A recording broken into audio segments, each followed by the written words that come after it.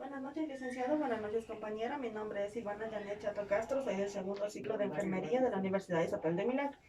A continuación, voy a realizar la auscultación respiratoria. Aquí es donde nos permite detectar los ruidos normales y anormales del paciente. Esta técnica se realiza de manera cefalocaudal, el cual va desde la cabeza hasta los pies. Aquí voy a presentarme. Mi nombre es Ivana Chato. ¿Cuál es su nombre? Francia Valentina. Ya, espero que me colabore y que me empiece a respirar lentamente. Vamos a realizar el procedimiento, el cual es de modo escalera, de derecha hacia la izquierda de la parte posterior del tórax. De igual manera le vamos a realizar de la parte posterior, de modo escalera. Repita el número 33. 33. La letra I. Y Aquí vamos a detectar los ruidos como son los roncos, sibilantes y los estrictores, como otros, etc.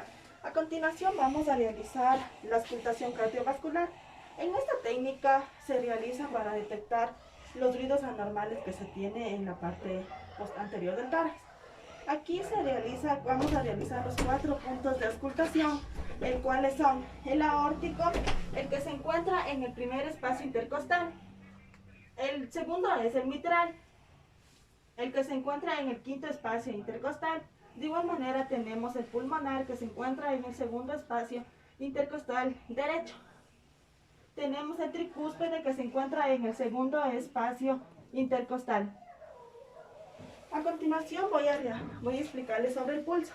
El pulso se le conoce como la frecuencia cardíaca y sus tipos de pulso. Tenemos el pulso, lo que es el facial, tenemos lo que es el carotidio, lo que tenemos del axilar, tenemos que hacerle presión para poder detectar el pulso.